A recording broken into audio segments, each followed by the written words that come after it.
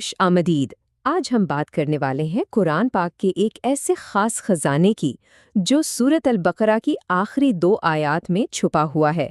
چلیں مل کر دیکھتے ہیں کہ ان آیات میں کیا گہرائی اور فضیلت ہے۔ تو آئیے اس بات کا آغاز ایک سوال سے کرتے ہیں۔ کبھی سوچا ہے کہ قرآن میں وہ کون سی آیتیں ہیں جن کے بارے میں کہا گیا کہ وہ عرش الہی کے نیچے سے ایک خزانہ ہے؟ جی ہاں، بالکل یہی وہ آیات ہیں۔ اور دیکھیں، یہ صرف الفاظ نہیں ہیں۔ ایک حدیث میں آتا ہے کہ یہ اللہ کی طرف سے ایک بہت ہی خاص تحفہ ہیں جو سیدھا عرش کے نیچے کے خزانے سے ہمیں دیا گیا ہے۔ بالکل صحیح۔ اور ان 2 آیت میں سے جو پہلی آیت ہے یعنی آیت نمبر 285 وہ ایک مومن کے ایمان کا آپ کہہ سکتے ہیں کہ ایک مکمل اور جامع اعلان ہے۔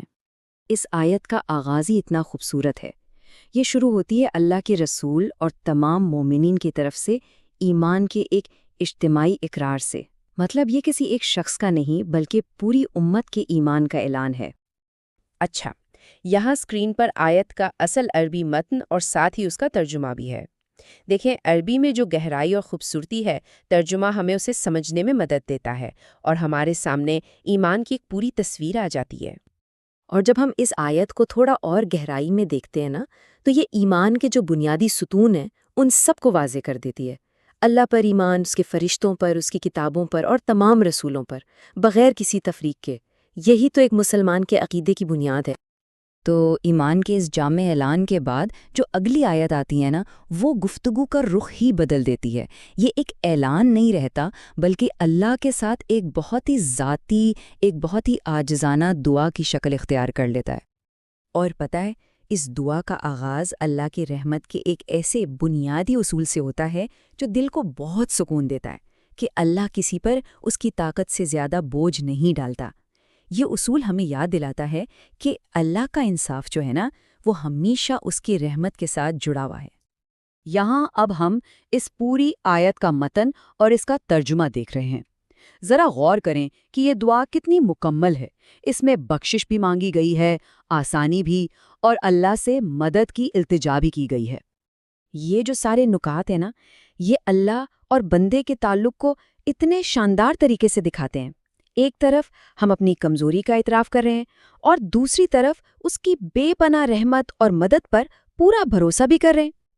اچھا، تو یہ تو ہوئے اس کے گہرے معنی، لیکن سوال یہ ہے کہ ان آیات کو پڑھنے کے فضائل کیا ہیں؟ آئیے اب ذرا اس پر نظر ڈالتے ہیں کہ ان کی تلاوت کرنے والے سے وعدہ کیا کیا گیا ہے۔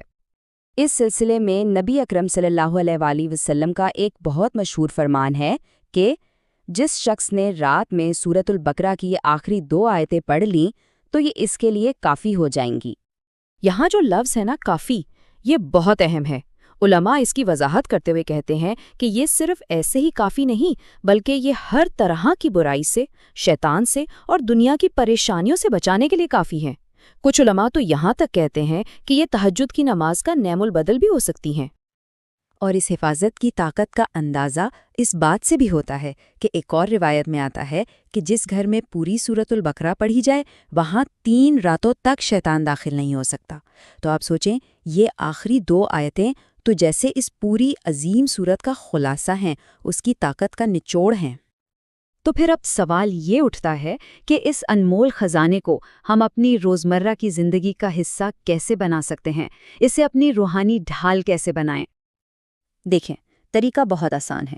سب سے پہلے تو انہیں سیکھیں، پھر ان کے معنی کو سمجھیں۔ روزانہ رات کو سونے سے پہلے پڑھنے کی عادت ڈالیں، اور سب سے اہم بات، اس خدائی تحفے کو اپنے گھر والوں، اپنے بچوں کے ساتھ بھی شیئر کریں تاکہ یہ سب کے لیے حفاظت اور رہنمائی کا ذریعہ بن سکے۔ اور پھر یہ دعا ختم ہوتی ہے اللہ پر مکمل بھروسے کے اس طاقتور اقرار کے ساتھ، انت مولانا، یعنی تو ہی ہمارا مولا ہے۔ اس کا مطلب ہے کہ وہی ہمارا سب سے بڑا، ہمارا حتمی محافظ اور مددگار ہے۔ تو آخر میں ہم سب کے لیے سوچنے کے لیے ایک سوال چھوڑے جاتے ہیں۔ اللہ سے روزانہ رات کی گفتگو، یہ دعا ہمارے روزمرہ کے توکل اور بھروسے کو کس طرح بدل سکتی ہے؟ اگر ہم اس پر غور کریں نا، تو یہی تلاوت ہمارے لیے طاقت اور سکون کا ایک کبھی نہ ختم ہونے والا ذریعہ بن سکتی ہے۔